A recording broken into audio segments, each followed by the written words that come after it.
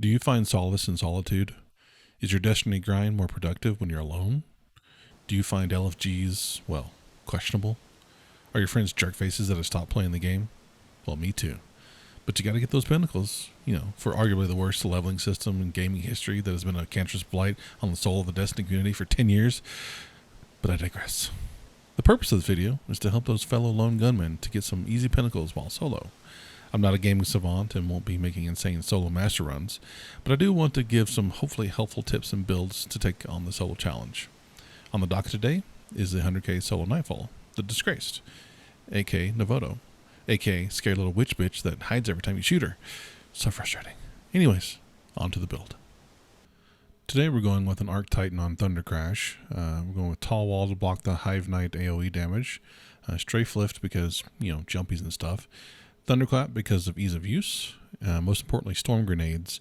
It's superior for ad clear but very effective for Novoto. The aspects are going to be Touch of Thunder and Knockout. Fragments are going to be Spark of Resistance for survivability, Spark of Ions to get the abilities and supers faster, Spark of Shock provides additional Jolt, which helps proc Spark of Ions, and Spark of Magnitude so the Storm Grenade can clear more ads and debuff the boss and champions longer. Now on to weapons and armor. First we've got the Wishender Bow, which is really best in slot for this Nightfall, and it has anti-barrier built in. We have a Solar Pulse Rifle, which is mostly going to be for shield breaks. If you've got one with Vorpal on it, that would be preferred. And then lastly, we've got our Storm Chaser for the arc bonus damage to the boss. Also, if you have a Vorpal roll for this one, that would be great as well. Overall, we're going with a Well and Ionic Trace build for max ability uptime, utilizing the Bountiful Wells mod and double elemental ordnance mods. I also have Ashes on the helmets for good measure. On the arms, I have Momentum Transfer to get back melee even faster, and Seeking Well so I can stay in cover. On the chest, we've doubled up on thermostatic plating. It's primarily arc and solar damage in this Nightfall, so unless you somehow get actually hit by a servitor. But anyways. On the legs, we've gone with Melee Wellmaker just to supplement our well generation. The other slots can be Scavengers or any other ability regen.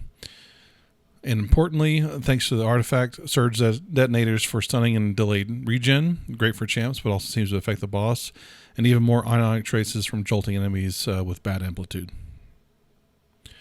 There's also a great build using 3x firepower mods for quick grenade regen that works just as well and can actually be great for times you don't have a lot of ads to kill, or even if you want to go after the master Nightfall, that actually works well there too.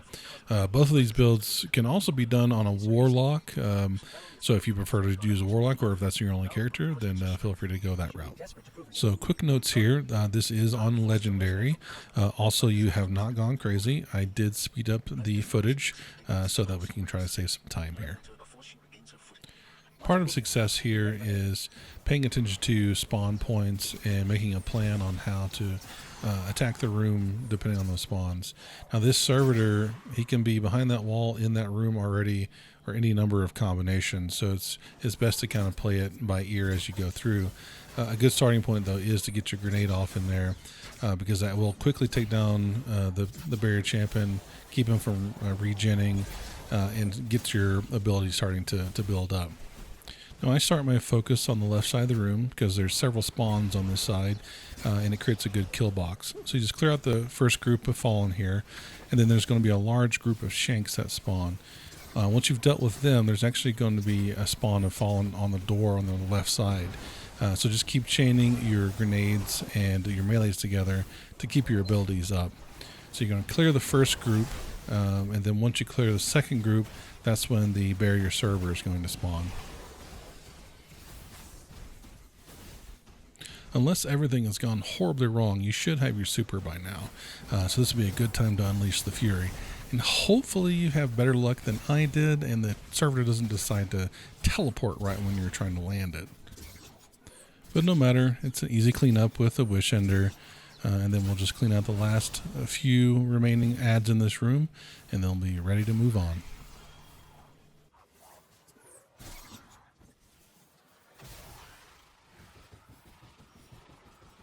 There's no magic pill for this first encounter. Throw grenades, throw your melee, shoot the bow, Hope the servitor dies. That's about it. Now we're going to be in this room for the majority of this encounter. My best suggestion is to start out with a grenade so they can quickly dispatch the servitor. And when you engage, you want to use long angles, shoot through the doorway, and use the geometry as cover. This is important to avoid the AoE splash damage from the wizards and the knights. Now here you just want to use your pulse rifle and grenades and prioritize the wizards. So once you have them cleared out, they will start the spawns.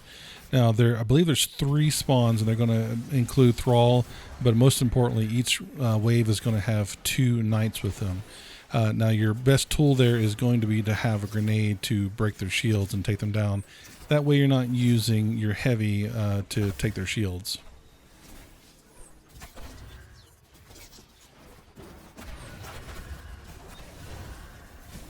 As you can see here, our storm grenade is doing work. It's already taken out the first knight, and then there's a second knight down.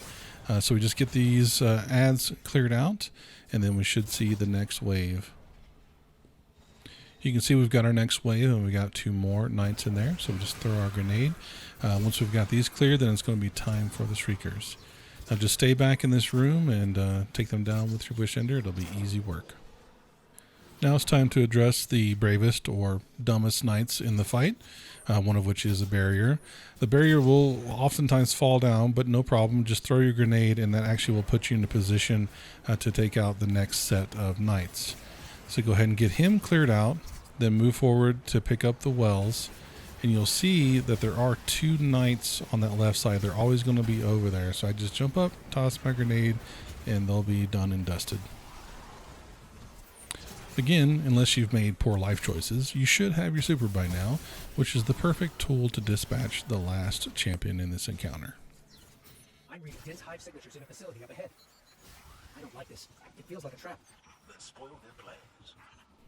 Again, no secret sauce for this room. Throw grenades, punch stuff, shoot your bow, pray the servitor doesn't shield everybody, do some finishers, all done.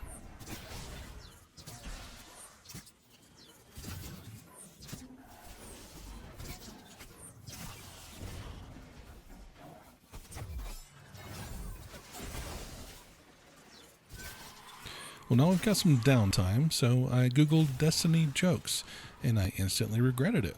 So now you can regret it with me. Here we go. A wise owl is flying, and he sees 3 different animals, all very young and crying. There's a duck, a rabbit, and a tortoise. He flies down and asks, "Why are you crying?" "Our parents died before they could tell us what animal we are." The wise owl said, "Fear not, I'll tell you what you are." He looks at the duck. "You got webbed feet, wings, and a bill. You look like a duck, quack like one. You're a duck, buddy." He moves to the rabbit. "You got strong legs, buck teeth, and a big ol' ears. You're probably a rabbit." Finally, he moves to the tortoise. "Well, you're the slowest thing I've ever seen, and you rely on your armor to live. You're a titan." So we're back to paying attention to enemy spawns and composition and attacking the room accordingly. Right now we're just putting enough damage in a Navota just to get her to go away. That way we can pay attention to this first wave of ads, which does include a barrier knight, and go ahead and just dispatch them as the others we had before, and you should have no issues.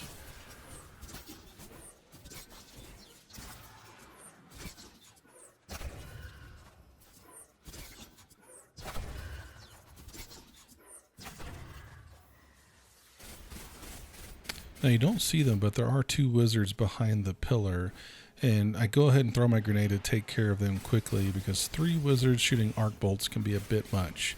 This is a good time to also go ahead and use your super to get Navota out of here.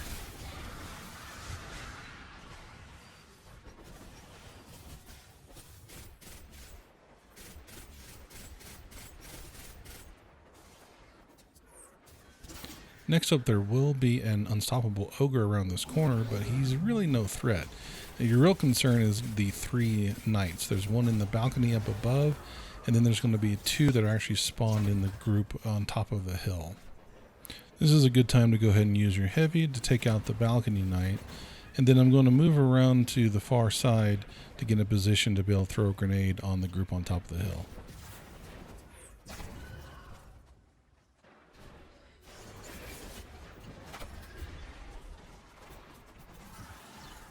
Once you've cleared the ads and the 2 Arc Knights, it's a good time to move forward and throw a grenade to take care of the Barrier Knight that is hiding around the corner.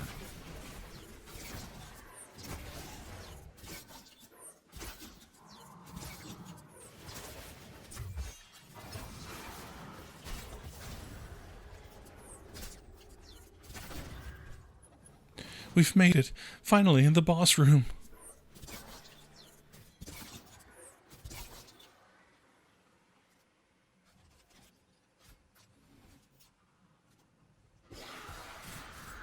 So most of your damage is going to be centered around your grenades, so make sure to prioritize that. Secondarily, it'll be your super and storm chaser. The rest of the strategy is around spawn points and the boss health gate spawns. Now stay near this lower platform because I know that when I despawn the boss, there are going to be 2 knights that come out of this door. And it's actually easiest just to take them on head on rather than try to deal with their cannons. There's going to be 4 knights total, 2 down here and then 2 up above, one of which is in the alcove above where the ogre spawns.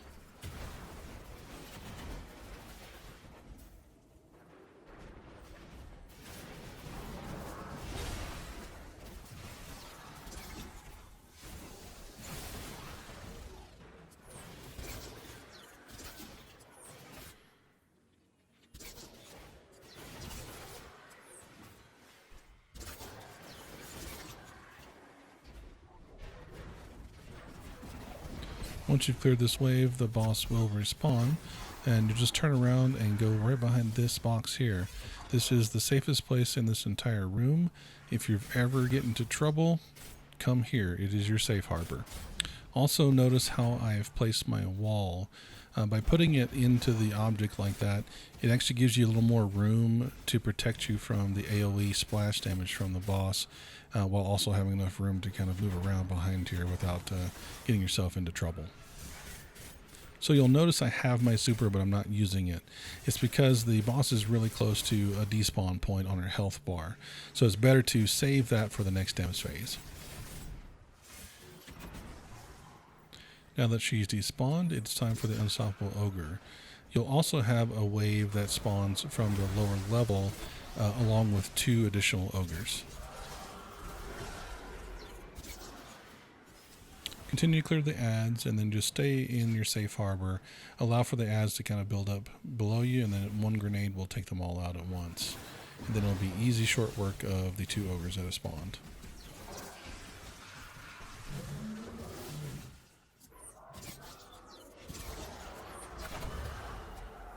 Once the 2 ogres are taken care of, that will cause Navoda to respawn. And then from there, it's going to be a combination of your grenades, your super, and heavy to get her down to the last third of her health bar. Once that happens, she will respawn, but down on the lower level.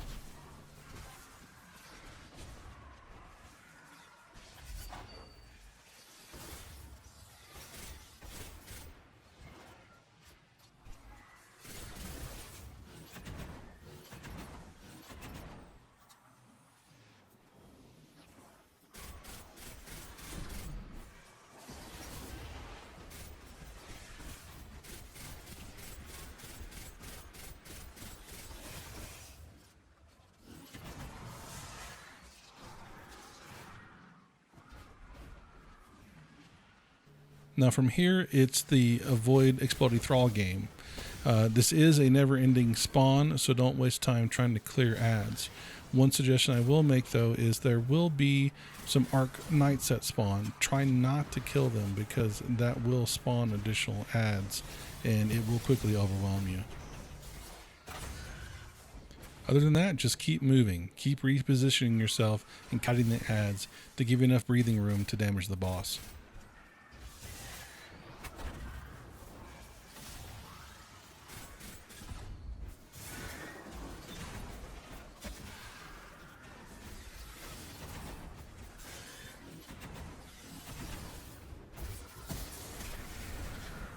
And there you go. Solo 100K finished. Pinnacle obtained. You still don't have friends to play with, but this win will comfort you like a warm blanket. We're happy to send the message, Commander. Excellent work. Return to the tower. Hopefully this is helpful, and be sure and leave me a comment if this helps you get the W. Anyways, see you guys next time. Thanks.